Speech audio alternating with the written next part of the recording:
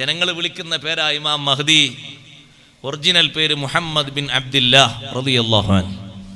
തങ്ങൾ പറഞ്ഞു ഇസ്മുഹു, എൻ്റെ പേര് തന്നെയാണ് അവരുടെ പേര്, എൻ്റെ ഉപ്പാന്റെ പേരാണ് അവരുടെ ഉപ്പാന്റെ പേര്, അതാണ് പേര്. മറ്റേത് ആളുകൾ വിളിക്കുന്ന പേരാണ് ഇമാം മഹ്ദി എന്ന്. ആ വലിയ ഇമാം, എത്രയാണ് ആ ഇമാമിൻ്റെ അംഗീകാരം നോക്ക് നിങ്ങൾ.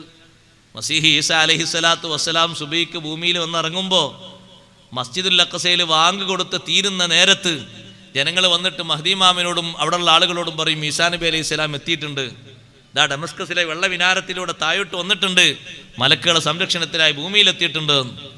മഹ്ദി ഇമാമിൻ്റെ നേതൃത്വത്തിൽ സ്വീകരിക്കാൻ പോകും.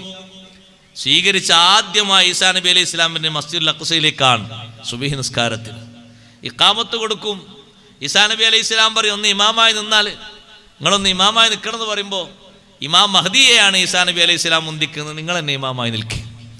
ഇമാം മഹ്ദി റളിയല്ലാഹുവിൻ്റെ കീഴിൽ നിന്നിട്ടാണ് സുബഹി നിസ്കാരം ആദ്യമായി നിർവഹിക്കുന്നത്. ചെറിയ ബഹുമതിയാണോ സഹോദരങ്ങളെ അത്? അവരെ കാണാനൊക്കെ നമ്മളുണ്ടാകുമെന്നറിയില്ല. നേരത്തെ ഉസ്താദ് പറഞ്ഞ പോലെ അത്ര ദീർഘായുസ്സൊന്നും നമുക്കുണ്ടാകുമെന്നറിയില്ല. ഏതായാലും വല്ലാത്തൊരു അനുഭവമായിരിക്കുന്നു. ഭൂമിയിൽ ഏറ്റവും നല്ല ഖൈറുള്ള കാലമെന്ന് സയ്യിദുനാ റസൂലുള്ളാഹി സ്വല്ലല്ലാഹു അലൈഹി വസല്ലം തങ്ങൾ വിശേഷിപ്പിച്ചിട്ടുണ്ട്. സുദീർഘമായി ഇമാം ഇബ്നു മാജ റിപ്പോർട്ട് ചെയ്ത ഹദീസിൽ കാണാം ഇമാം മഹ്ദി റളിയല്ലാഹുവിൻ്റെ വരവിനെ കുറിച്ച്. നല്ല സന്തോഷമുള്ള കാലാണ്. ഇരിക്കട്ടെ, അത്രയും മക്കൾ നീണ്ടു നിൽക്കുന്ന സന്താന പരമ്പര ലോകത്തുണ്ട്. സയ്യിദന്മാരൊക്കെ മുറിഞ്ഞുപോയി, അവരൊന്നും ഇനി ഇല്ലാന്നൊക്കെ വാദിക്കുന്ന ആൾക്കാരുണ്ട്. നന്നായി പഠിച്ചാൽ മതി, അള്ളാഹു ഇൽമ ഏറ്റി കൊടുക്കട്ടെ. നമുക്കത്രേ അതിൽ പറയാനുള്ളൂ, വേറൊന്നും പറയാനൊന്നുമില്ല. അള്ളാഹു അവർക്ക് ഹിദായത്ത് ഏറ്റി കൊടുക്കട്ടെ. പഠിക്കാത്തതിൻ്റെ കുറവായിരിക്കും, അല്ല എന്ത് പറയാനാ. നേർക്കേറെ പഠിച്ചാൽ അങ്ങനെ പറയില്ലല്ലോ. ഹുസൈൻ റളിയല്ലാഹു അൻഹു ഷഹീദായതോടുകൂടി ആ പരമ്പര മുറിഞ്ഞു? ഇല്ല, മുറിഞ്ഞിട്ടില്ല. ഹുസൈൻ റളിയല്ലാഹു അൻഹു കർബലയിൽ ഷഹീദാകുമ്പോൾ അവിടുത്തെ മക്കളിൽ ടെന്റിൽ വിശ്രമിക്കുന്ന ഒരു കുട്ടിയുണ്ട്, അലി ഇബ്നുൽ ഹുസൈൻ റളിയല്ലാഹു അൻഹു. ബാപ്പാന്റെ പേരെന്നെ മോനിട്ടതാണ്, ഉപ്പാനൊന്ന് അനുസ്മരിക്കാൻ വേണ്ടി ഹുസൈൻ റളിയല്ലാഹു അൻഹു. അലി ഇബ്നുൽ ഹുസൈൻ റളിയല്ലാഹു അൻഹു പിൽക്കാലത്ത് അലി സൈനുൽ ആബിദീൻ റളിയല്ലാഹു അൻഹു എന്ന പേരിൽ വിശുദ്ധനായ മഹാൻ. സന്താന പരമ്പരകളിലൂടെ വന്നിട്ടുണ്ട്. അത് നിലച്ചിട്ടില്ല. ശരിയായ നിലക്ക് ചരിത്രം പഠിച്ചാൽ മനസ്സിലാകും. മുത്തുനബി സല്ലല്ലാഹു അലൈഹി വസല്ലം ഞങ്ങളെ കാതോരം വിമർശിച്ചിട്ട് പോലും അള്ളാഹു വിട്ടിട്ടില്ല, വിടുകയില്ല. അള്ളാഹുവിൻ്റെ മഹബത്ത് അങ്ങനെയാണ്. അതുകൊണ്ട് ആ സഹോദരങ്ങളെ, ഇങ്ങനെ ഒരു ചോദ്യം, സ്വന്തക്കാര് കുടുംബക്കാര് കല്ലെടുത്തെറിഞ്ഞിട്ടും കുടുംബക്കാരാണെങ്കിലും ശരി എൻ്റെ ഹബീബിനെ വിഷമിപ്പിച്ചോ, അവരെന്നേക്കുമായി അവസാനിപ്പിക്കാൻ അവിടുത്തെ സമ്മതമുണ്ടെങ്കിൽ അല്ലാഹു തആല അതിന് സമ്മതം തന്നിട്ടുണ്ട്. നബി സല്ലല്ലാഹു അലൈഹി വസല്ലം വേണ്ടാന്നല്ലേ പറഞ്ഞത്? വിട്ടുവീഴ്ചയാണ് തങ്ങൾ ചെയ്തത്. കുടുംബത്തിൽ നിന്ന് വരുന്ന കാര്യങ്ങൾ തങ്ങൾ അവധാനതയോടെ സഹനത്തോടെ തങ്ങൾ നേരിട്ടു, ക്ഷമാപൂർവം നേരിട്ടു.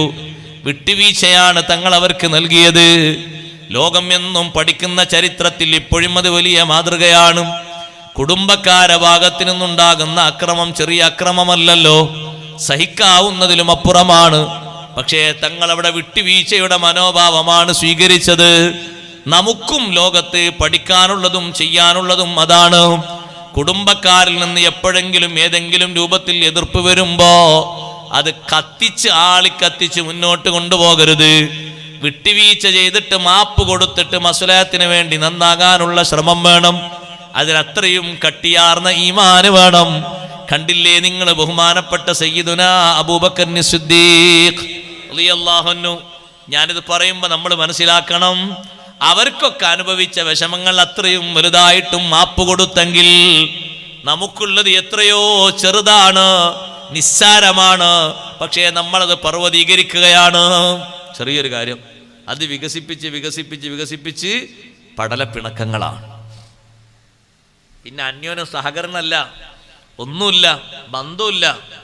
മരിച്ചാൽ പോലും ചില ആളുകൾ വരൂല. അള്ളാഹു കാത്തു രക്ഷിക്കട്ടെ.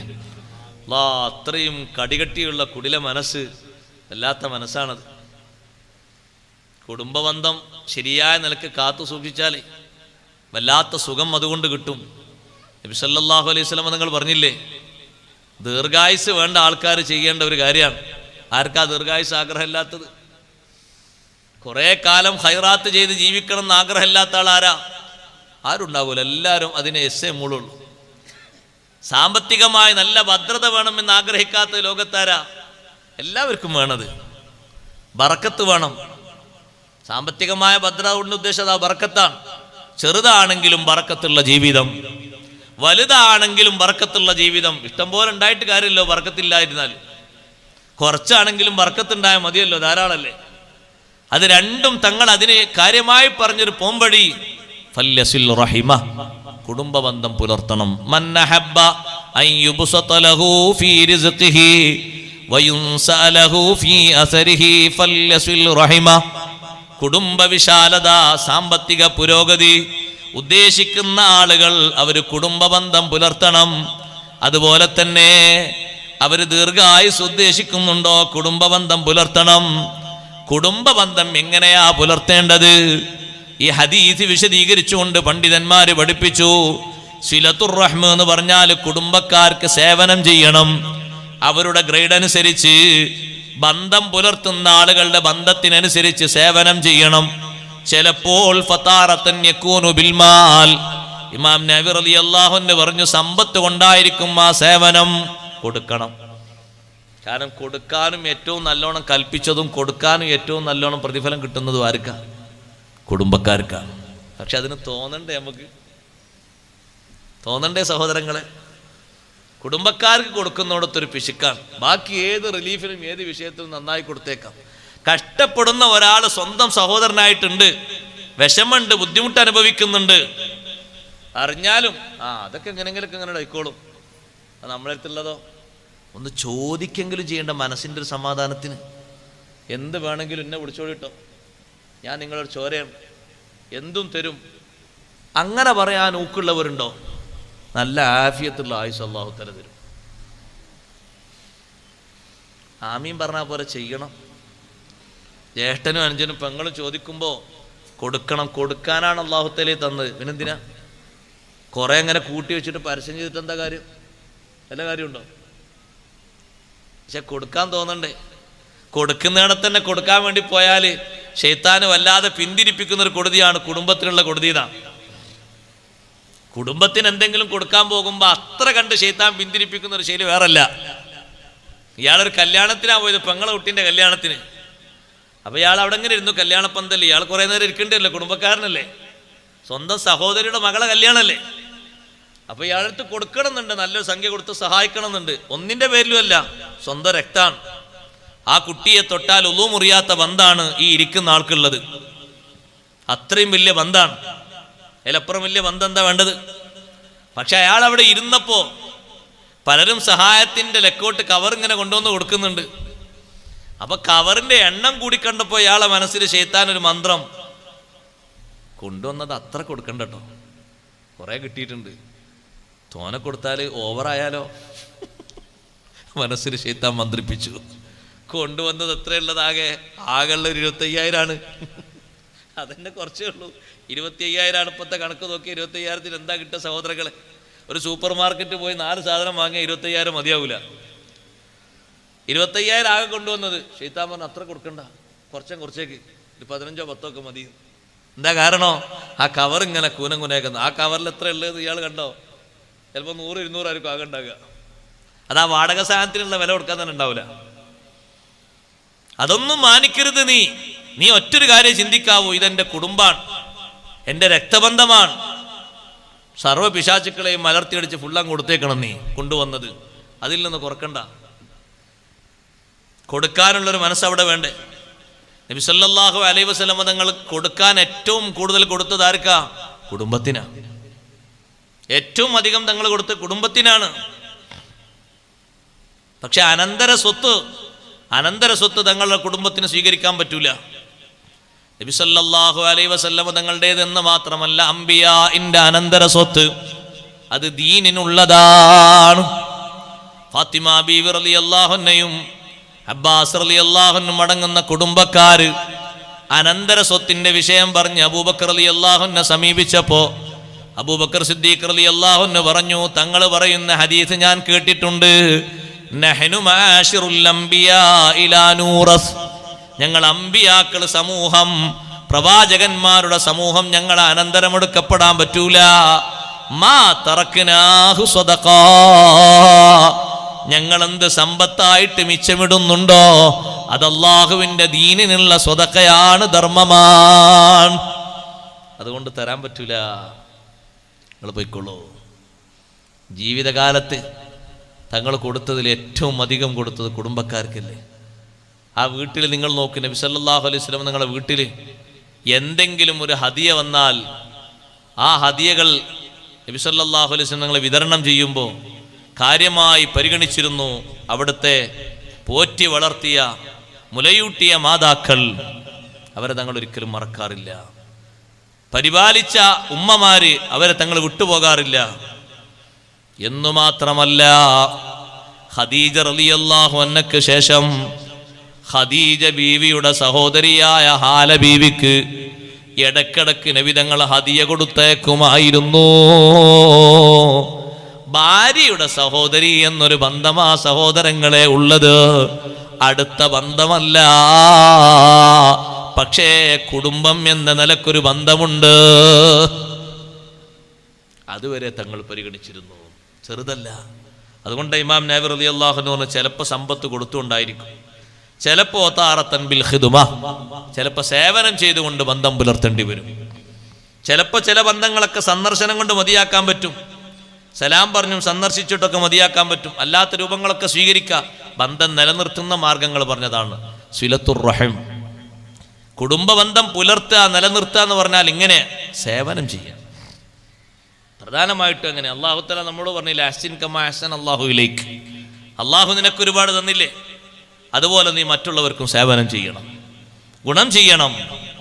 ഒന്നുകൂടി വിശദമായിട്ട് ഇമാം ഖുർത്തുബി റളിയല്ലാഹു അൻഹു പറഞ്ഞു, പൊതുവായിട്ടും പ്രത്യേകിച്ചും പുലർത്തപ്പെടുന്ന ബന്ധങ്ങളുണ്ട്.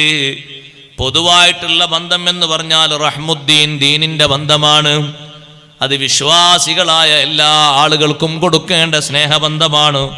അതേ സമയത്ത് പ്രത്യേകിച്ചുള്ള ബന്ധമുണ്ടല്ലോ, അത് സ്വന്തം കുടുംബക്കാരെന്ന നിലക്ക് അവരോടുള്ള സ്നേഹവായ്പകളെ കൊണ്ട് ഉണ്ടായിത്തീരുന്ന ബന്ധമാണ്. അത് കുടുംബക്കാർക്ക് വേണ്ട ചെലവുകൾ കൊടുക്കണം, അവരുടെ അവസ്ഥകളൊക്കെ അന്വേഷിക്കണം. എന്തെങ്കിലും അവരിൽ നിന്ന് സല്ലത്തുകൾ ഉണ്ടായാൽ വിട്ടുവീഴ്ച ചെയ്തിട്ട് അത് മനസ്സിൽ നിന്ന് എടുത്തു കളയണം. അതും കൂടെ പറഞ്ഞു. ഖുർത്തുബി ഇമാം എണ്ണിയപ്പോൾ അതും പറഞ്ഞു, വത്തഗാഫുലു അൻ സല്ലാത്തിഹിം. കുടുംബക്കാരിൽ നിന്ന് വരുന്ന പോരായ്മകള് അത് നമ്മൾ പ്രശ്നമാക്കണ്ട, വിട്ടേക്ക്, പുറത്തു കൊടുത്തേക്ക്. അവിടെയാണ് ബഹുമാനപ്പെട്ട സയ്യിദുന അബൂബക്കർ സിദ്ദീഖ് റളിയല്ലാഹു അൻഹു ലോകത്തുള്ള ഏറ്റവും വലിയ നമുക്ക് മാതൃകയാകുന്നത്. സിദ്ദീഖ് റളിയല്ലാഹു അൻഹുവിന്റെ ജീവിതത്തിൽ വന്ന വല്ലാത്തൊരു സങ്കടമാണത്. അത്തരത്തിലൊരു സങ്കടാവസ്ഥ നമുക്കാർക്കും സംഭവിച്ചിട്ടുണ്ടാകൂല. എന്നിട്ടും സിദ്ദീഖ് റളിയല്ലാഹു അൻഹു സ്വീകരിച്ച സമീപനം നമ്മൾ പഠിക്കണം. സിദ്ദീഖ് റളിയല്ലാഹുവിന്റെ വീട്ടിൽ സ്വന്തം ചെലവിൽ കഴിയുന്ന സ്വന്തം ഉമ്മയുടെ സഹോദരിയുടെ പുത്രനാണ് മിസ്തഹ് ഇബ്നു ഉസാസ റളിയല്ലാഹു അൻഹു. ബദരീങ്ങളിൽപ്പെട്ട മഹാനാണ്. ബദരീങ്ങളെ പേരെണ്ണുമ്പോൾ നമ്മൾ എണ്ണാറുണ്ടല്ലോ മിസ്തഹ് ഇബ്നു ഉസാസ റളിയല്ലാഹു അൻഹുവിനെ. ആയിഷ റളിയല്ലാഹു അൻഹയുമായി ബന്ധപ്പെട്ട് മുനാഫിക്കുകൾ ഉണ്ടാക്കിയ ആ അപവാദ പ്രചരണത്തിൽ കുടുങ്ങി ഈ സ്വഹാബി വരെയാണ്. സിദ്ദീഖ് റളിയല്ലാഹുവിന്റെ കുടുംബക്കാരൻ, സ്വന്തം ഉമ്മാന്റെ സഹോദരിയുടെ പുത്രൻ. എങ്ങനെ കുടുങ്ങി? മുനാഫിക്കുകൾ ഈ വിഷയം പറയുമ്പോൾ അത് കേട്ട് ചിരിച്ചുപോയി. ചിരിച്ചാൽ മതി, അത് ശരി. നിങ്ങൾ വിചാരിക്കണം പറയണ്ട, എഴുതൊന്നും വേണ്ട, മെസ്സേജായി വിടൊന്നും വേണ്ട, അതൊക്കെ കുറച്ചുകൂടി അപ്പുറാണ്. ഒരാൾ പറയുന്ന വിഷയം കേട്ട് ചിരിച്ചു കൊടുത്താൽ മതി, എന്നാ പറഞ്ഞ ആൾ അതേ ലെവലിൽ ഇപ്പുറത്തുണ്ടാവും. മാറ്റൊന്നുമില്ല, ശിക്ഷ അങ്ങനെ. ഹദ് കിട്ടിയല്ല, ഇവർക്കും കിട്ടിയല്ല ഹദ്. ചിരിച്ച മഹാനായ മിസ്തഹ് റളിയല്ലാഹു അൻഹുവിനും ഹദ്ദടിച്ചു. ബദരീങ്ങൾ എന്ന സ്ഥാനത്തിനത് കുറവാകൂല.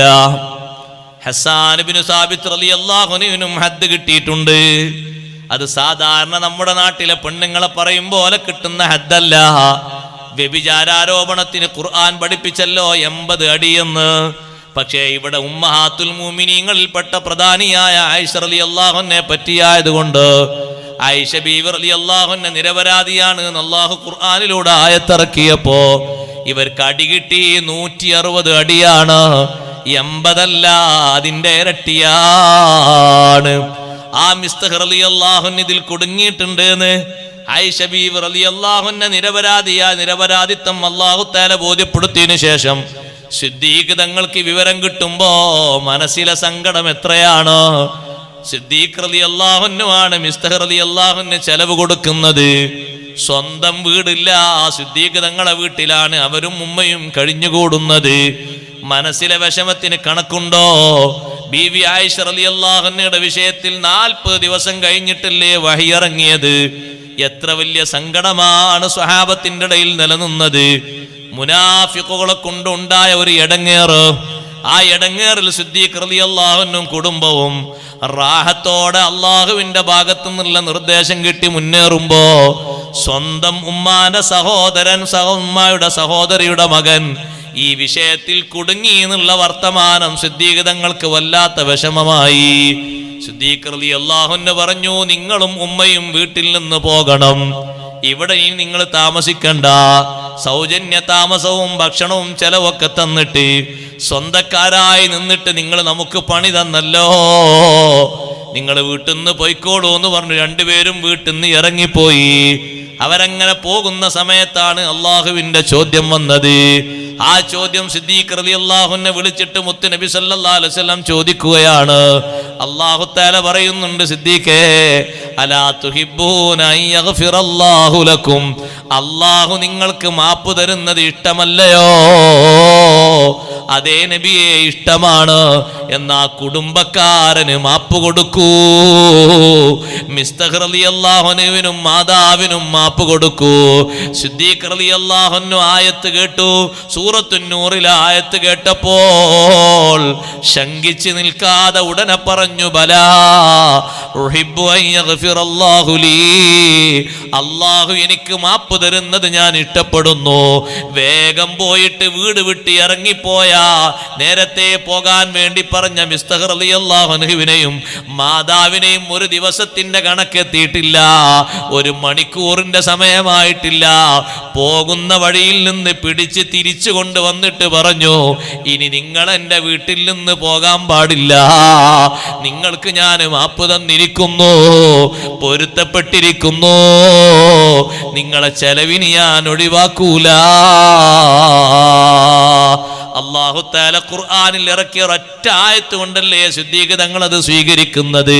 വലാ യഅ്തലി ഉലുൽ ഫളി മിൻകും വസ്സഅ അയ്യുതു ഉലിൽ ഖുർബാ വൽ മസാകീന വൽ മുഹാജിരീന ഫീ സബീലില്ലാഹി വൽ അഫൂ വൽ അസ്ഫഹു അലാ തുഹിബ്ബൂന അൻ യഗ്ഫിറല്ലാഹു ലക്കും.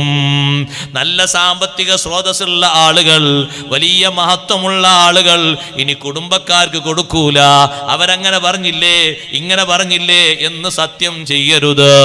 അവര് വിട്ടുവീഴ്ച ചെയ്തു കൊടുക്കണം. മനസ്സിൽ നിന്ന് ആ വിഷയം പാടെ എടുത്തു മാറ്റിക്കളയണം. ഒരു കറ പോലും വെക്കരുത്. വല്യ ആഫു എന്ന് പറഞ്ഞതിന്റെ ഉടനെ അള്ളാഹു വല്യ അസ്ഫഹു എന്നും കൂടി പറഞ്ഞില്ലേ. ഇതിനാ രണ്ടും പറഞ്ഞ രണ്ടും ഒന്നല്ല. വല്യ ആഫു വിട്ടുവീഴ്ച, മാപ്പ് കൊടുക്കണം. വല്യ അസ്ഫഹു മനസ്സിൽ നിന്ന് ആ വിഷയം എടുത്തു മാറ്റിക്കളയാ. പിന്നെ മനസ്സിൽ അതിങ്ങനെ തികട്ടി വരുമ്പോൾ വീണ്ടും ആലോചന വരൂലേ, മനസ്സിൽ നിന്ന് മാറ്റിക്കളയാ. സിദ്ദീഖ് റളിയല്ലാഹു അൻഹു മാപ്പ് കൊടുത്ത് തിരിച്ചു കൊണ്ടുവന്നവരെ വീട്ടിൽ കൊണ്ടുവന്നു. ഇനി നിങ്ങൾ പോകാൻ പാടില്ല എന്ന് പറഞ്ഞു, പൊരുത്തപ്പെട്ടു കൊടുത്തു. ആ വീട്ടിൽ തന്നെ താമസിക്കുന്ന ആളുകൾ നിങ്ങൾ ആലോചിച്ച് നോക്കൂ. നിങ്ങളൊരു സഹോദരൻ നിങ്ങളെ വീട്ടിൽ തന്നെ താമസിക്കുമ്പോൾ നിങ്ങൾക്കെതിരെ വല്ല ശബ്ദവും ഉയർത്തിയാൽ, ആരെങ്കിലും എന്തെങ്കിലും വിഷയത്തിന് സഹായിച്ചാൽ, നിങ്ങൾക്കെതിരായിട്ട് ആരോടെങ്കിലും എന്തെങ്കിലും പറഞ്ഞാൽ സഹിക്കണേന് എത്ര വലിയ വിഷമമുള്ളൊരു കാര്യമാണത്. ഇതും ചെറിയൊരു കാര്യമല്ല. സയ്യിദത്തുനാ ബീവി ആയിഷ റളിയല്ലാഹു അൻഹയെ പറ്റി, ഉമ്മഹാത്തുൽ മുഅ്മിനീങ്ങൾ പെട്ടൊരു മഹദിയെ പറ്റി പറഞ്ഞു നടന്നിട്ടൊന്നുമില്ല. മുനാഫിക്കുകൾ പറയുമ്പോൾ ചിരിച്ചിട്ടേ ഉള്ളൂ, ചിരിക്കാനും പാടില്ല. അങ്ങനെയാണ്. ഒരാൾ ഗീബത്ത് പറയുമ്പോൾ മറ്റാളത് കേട്ട് ചിരിച്ചാളും പറഞ്ഞാളെ പോലെ തന്നെയാണ്, മാറ്റൊന്നുമില്ല അതിൽ. അത് ശരി, പറഞ്ഞോളന്നില്ല, ചിരിച്ചാ മതി. ഇയാൾക്ക് സമ്മതം ഉണ്ടായിട്ടല്ല അയാൾ ചിരിച്ച്, അല്ലെ ഇയാൾക്ക് എതിർത്താ പോരുന്നില്ലേ? എന്റെ എതിർക്കാതിരുന്ന് നിങ്ങളാ പറഞ്ഞ് ശരിയല്ല എന്ന് പറഞ്ഞാൽ പോരുന്നില്ലേ? ചിരിച്ചാ അതിന്റെ അംഗീകാരം എന്നല്ലേ ഇതിന്റെ അർത്ഥം. കേട്ടിരുന്നാലും അങ്ങനെ തന്നെയല്ലേ. ഒരാളിങ്ങനെ പറയുന്നുണ്ട്, നോമ്പൊക്കല്ലേ, ടൈമൊക്കെ പോകണ്ടേന്നത്, മറ്റാളെങ്ങനെ കേട്ടിരുന്നാലും അങ്ങനെ തന്നെ. അൽ മുഖ്താബു അൽ മുസ്തമിയു ശരീക്കാനി ഫിൽ ഇസ്ം. പറയുന്നവനും കേൾക്കുന്നവനും കുറ്റത്തിൽ ഒരുപോലെയാണ്, മാറ്റല്ല. രണ്ടുപേർക്കും ഒരേ കുറ്റമാണ്, ഒരേ ശിക്ഷയാണ്. ഞാൻ പറഞ്ഞിട്ടില്ലല്ലോ എന്ന് പറയുമ്പോൾ അല്ലാഹു തആല പറയും, നീ കേട്ടില്ല, എന്തിനാ കേട്ടത്? എനിക്കാണ് പോയിക്കൂടായിരുന്നില്ലേ? ഞാൻ ചിരിച്ചിട്ടേ ഉള്ളൂ, എന്തിനാ ചിരിച്ച? ആ ചിരിയുടെ അംഗീകാരമല്ലേ, സമ്മതല്ലേ? ഇരിക്കാൻ പാടില്ലല്ലോ, ആവശ്യമുള്ളതിനല്ലേ ചിരിക്കല്. ഗീബത്തിനും ഇത്യാദി വിഷയങ്ങൾക്കൊക്കെ ചിരിച്ചു കൊടുക്കല. സഹോദരങ്ങളെ, അത്തരത്തിൽ കറയേൽക്കുന്ന വിഷമേൽക്കുന്നൊരു വിഷയം വന്നിട്ടും മാപ്പ് കൊടുത്തൂടെ എന്ന് അല്ലാഹു തആല ചോദിക്കുമ്പോഴേക്ക് മാപ്പ് കൊടുത്തു. ഒരു ദിവസം പോലും മാറ്റി താമസിച്ചിട്ടില്ല. നമ്മൾ പഠിക്കേണ്ട പാഠമാണ്. ഇമാം നബി റളിയല്ലാഹു അൻഹു പറഞ്ഞു, ബന്ധം പുലർത്തുക എന്ന് പറഞ്ഞാൽ പ്രധാനമായിട്ടും അതാ. അവരിൽ നിന്നുണ്ടാകുന്ന ജല്ലത്തുകളൊക്കെ മാപ്പ് കൊടുത്തിട്ട്, പുറത്തു കൊടുത്തിട്ട്, വിട്ടുവീഴ്ച ചെയ്തു കൊടുത്തിട്ട് നന്നാക്കാനുള്ള കഴിവ്. ദീർഘായുസ് ലഭിക്കും. ദീർഘായുസ് ലഭിക്കുന്നു വെറുതെ പറഞ്ഞതല്ല.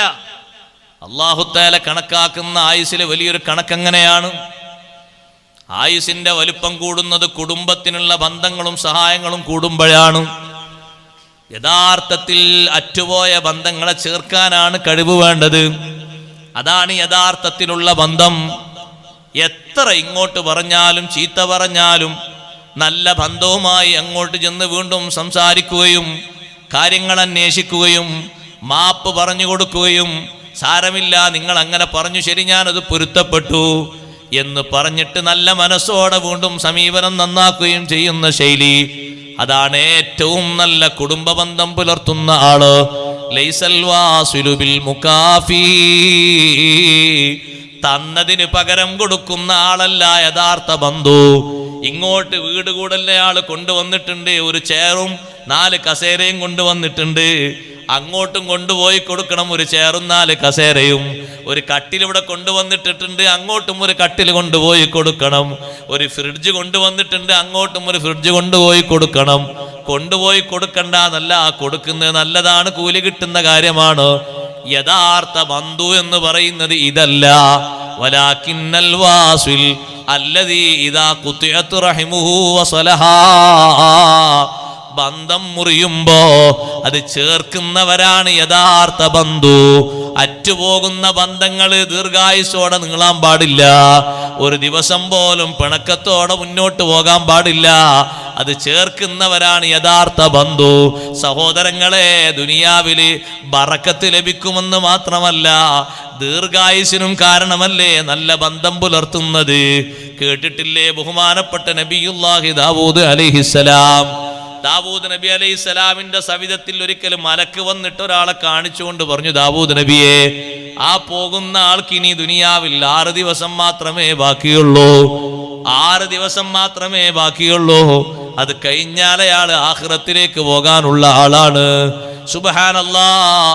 അത് കഴിഞ്ഞിട്ട് പിന്നീട് വർഷങ്ങൾക്ക് ശേഷവും ആ മനുഷ്യനെ കണ്ടപ്പോ ദാവൂദ് നബി അലൈഹിസ്സലാമിനോട് പറഞ്ഞ മലക്ക് പിന്നെ വന്നപ്പോ ചോദിച്ചു, മലക്കിനോട് ദാവൂദ് നബി ചോദിച്ചു, അല്ല, 6 ദിവസം എന്ന് നിങ്ങൾ ആയുസ് പറഞ്ഞ ഒരാളെ ഇന്നലെയും ഞാൻ കണ്ടല്ലോ, വർഷങ്ങളെത്ര കഴിഞ്ഞു?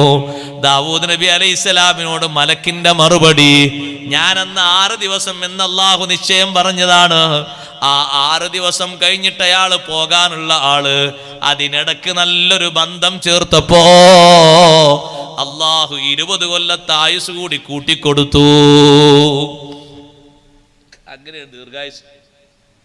പക്ഷെ അത് ചെയ്യാനും കൊടുക്കാനും മനസ്സങ്ങോട്ട് തോന്നണം. മനസ്സല്ല നന്നാക്കി തരട്ടെ. ആ മർക്കടമുഷ്ടി മാറണം എന്നർത്ഥം.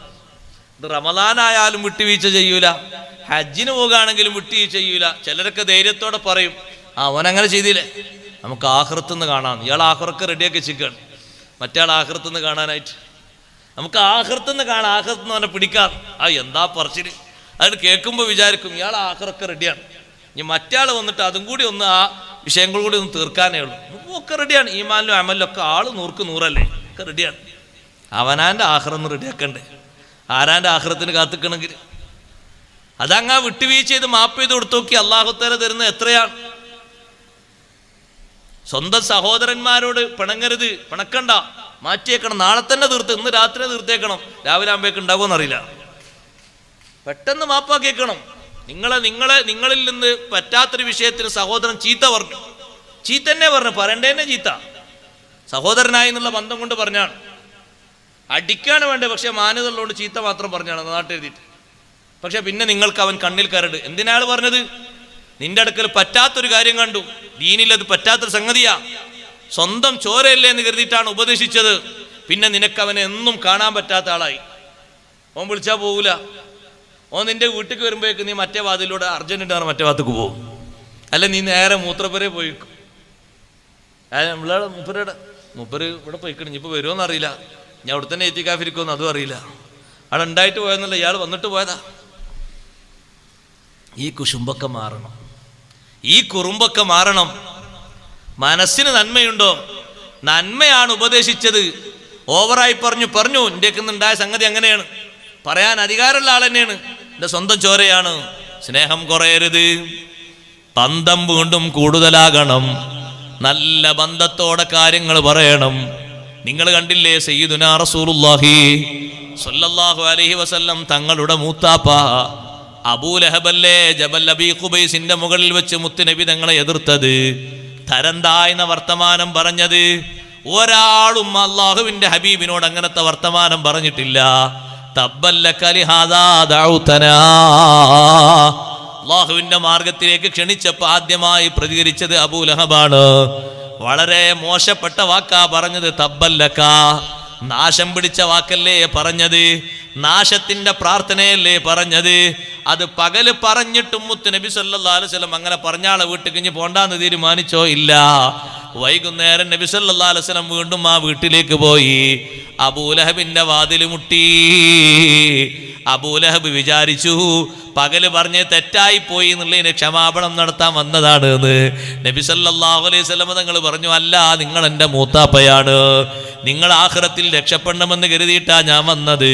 നേതാക്കൾക്കിടയിൽ വെച്ച് പരസ്യമായി പ്രഖ്യാപിക്കാൻ നിങ്ങൾക്ക് മടി തോന്നിയെങ്കിൽ രഹസ്യമായി സ്വകാര്യമായി വീട്ടിൽ വന്നിട്ട് നിങ്ങളെ ഒന്നുകൂടി പറഞ്ഞ കാര്യം ഒന്നുകൂടി ഉണർത്താമല്ലോ എന്ന് കരുതിയിട്ടാ വന്നത്. നിങ്ങൾ തൗഹീദിലേക്ക് വരണം, അള്ളാഹുവിനെ വിശ്വസിക്കണം, ഞാൻ അള്ളാഹുവിൻ്റെ റസൂലാണ് എന്ന് അംഗീകരിക്കണം. നേതാക്കൾക്കിടയിൽ പരസ്യമായി പറയാൻ നിങ്ങൾക്ക് പേടിയുണ്ടെങ്കിൽ ഇവിടെ ഞാനും നിങ്ങളും അല്ലേ വീട്ടിലുള്ളൂ, ഇവിടെ വെച്ച് പറയാമല്ലോ. അത്തരത്തിലൊരു ശാപവാക്ക് പകല് പറഞ്ഞിട്ടും മുത്തുനബി സല്ലല്ലാഹു അലൈഹി വസല്ലം തങ്ങളത് വിഷയമാക്കിയിട്ടില്ല. തങ്ങൾ എന്തെങ്കിലും തെറ്റ് ചെയ്തിട്ടാണോ പറഞ്ഞത്? അല്ലല്ലോ, തൗഹീദിലേക്ക് വിളിച്ചിട്ടല്ലേ അത്തരത്തിലുള്ള വാക്ക് പറഞ്ഞത്. അബൂലഹബ് ഒന്നുകൂടി കയർത്തു, ചൂടായിട്ട് പറഞ്ഞു, ലാ ഊമിനു ബിക ഹത്താ യൂമിന ബിക ഹാദൽ ജദിയൂ. ഒരു വയസ്സ് തികയാത്ത ആട്ടിൻകുട്ടിയെ കണ്ടില്ലേ? ഈ ആട്ടിൻകുട്ടി വിശ്വസിക്കുന്നത് വരെ നിന്നെ ഞാൻ വിശ്വസിക്കൂല.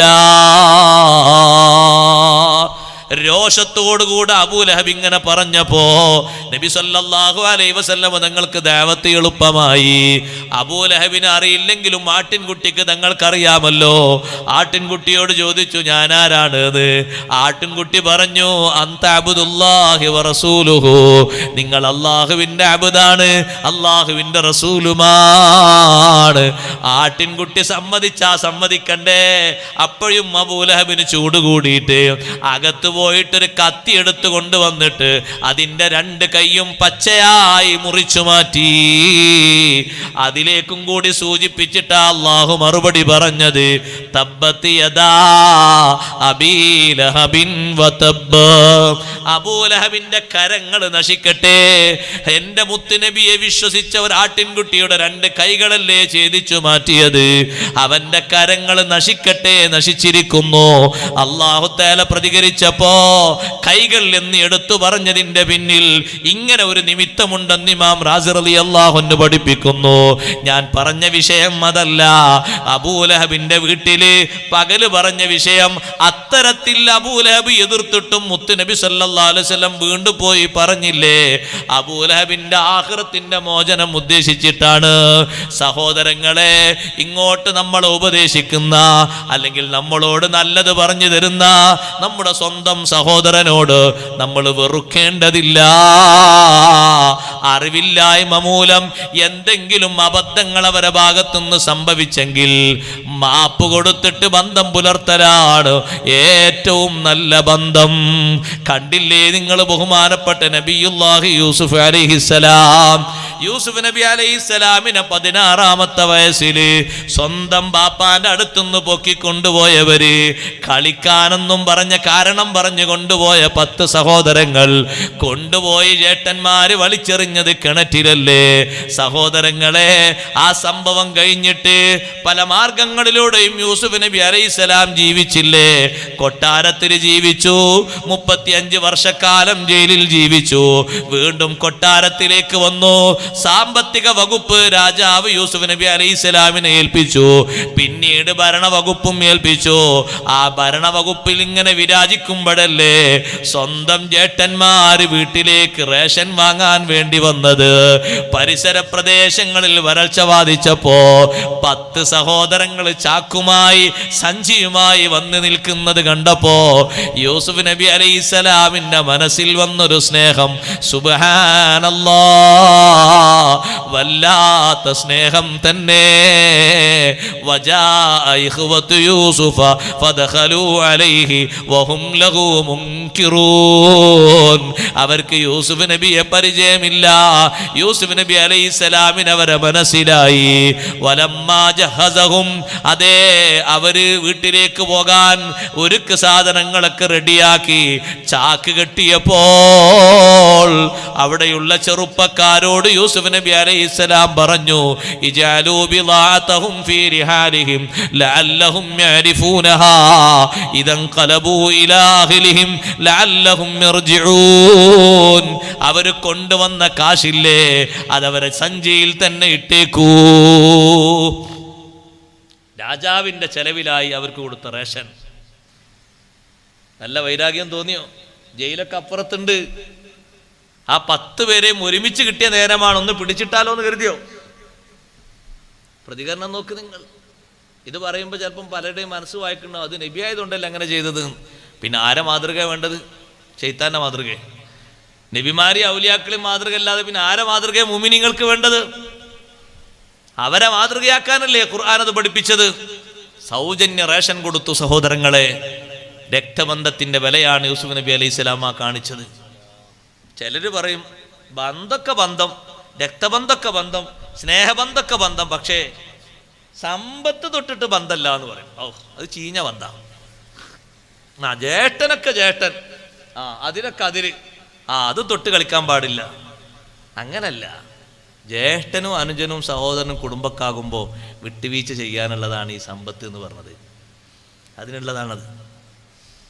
കൊടുത്തിട്ട് നമ്മൾ കൊടുത്തു, ഒരു 10-40,000 ഉറുപ്യ കടം കൊടുത്തു, ആവശ്യം വന്നപ്പോൾ കൊടുത്താണ്.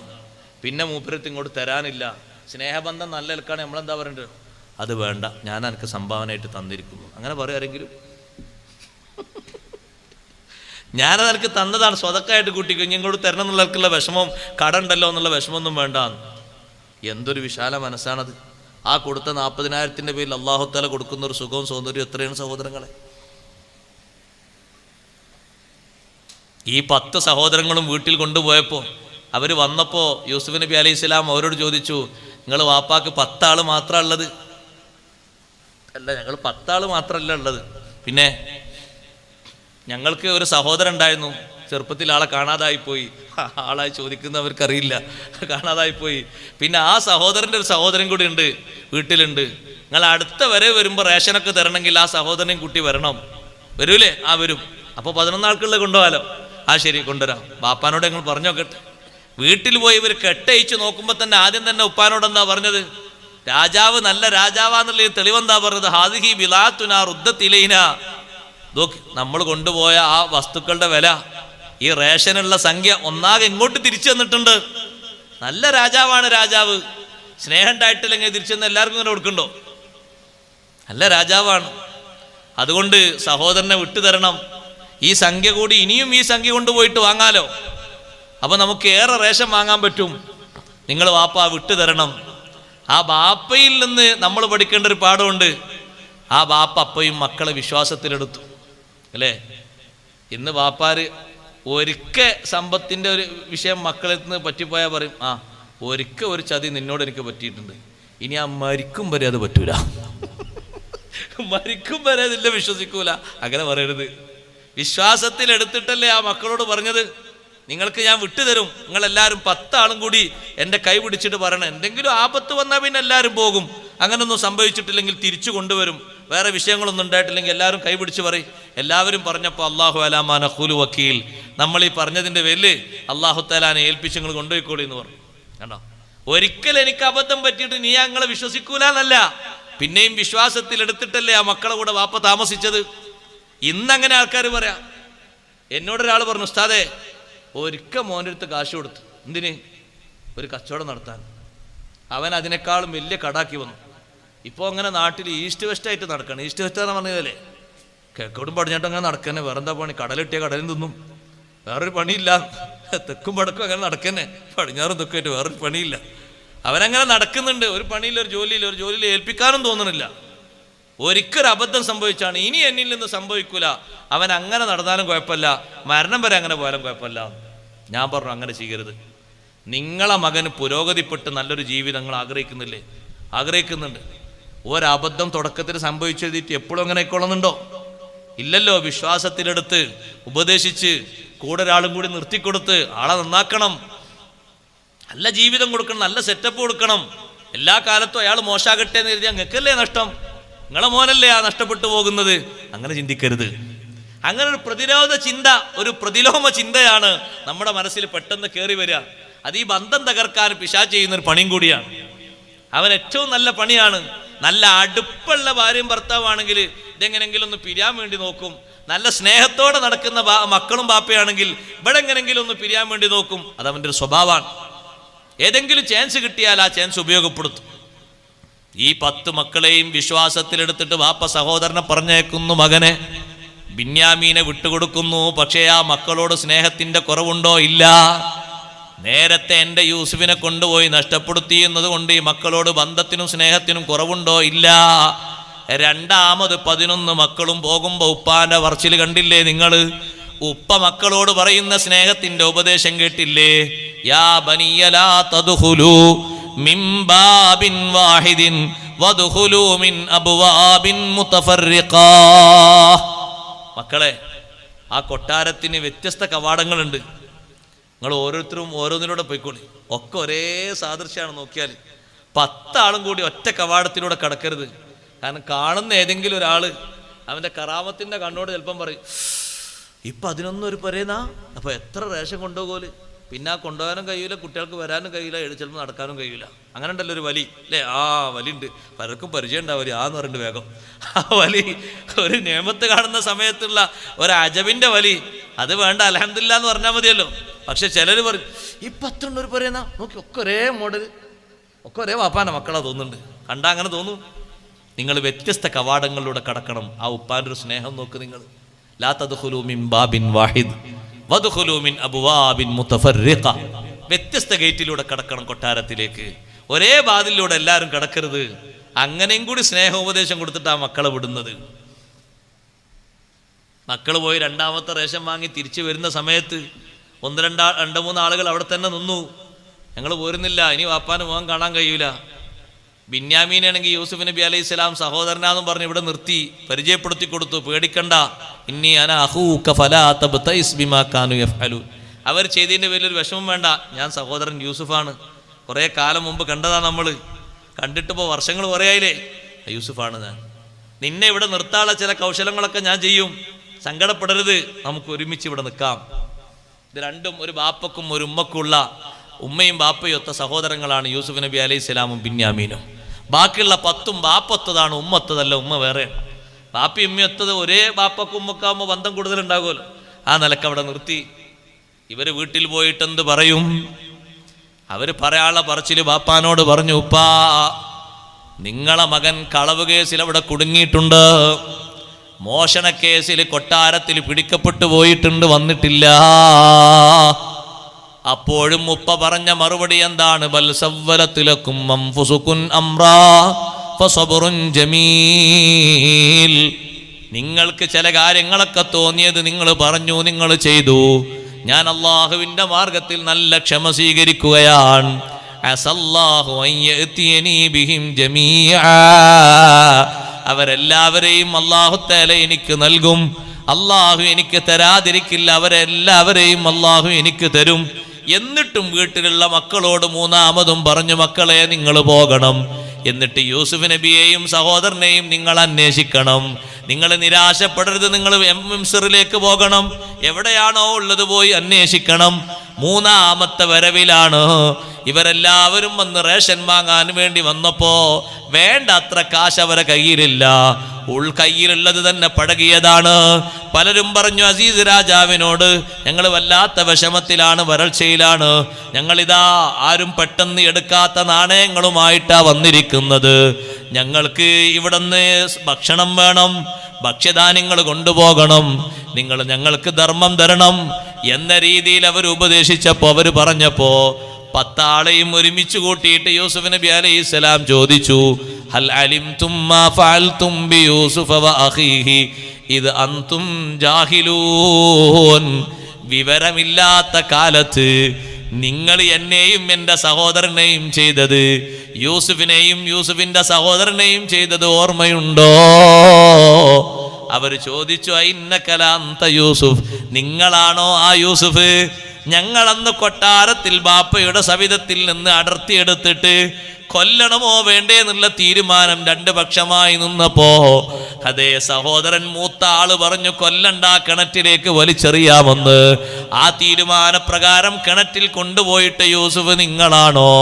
അന യൂസുഫ് വഹാദാ അഖീ, ഞാനാണ് യൂസുഫ്, ഇതെന്റെ സഹോദരൻ ബിന്യാമീനാണ്.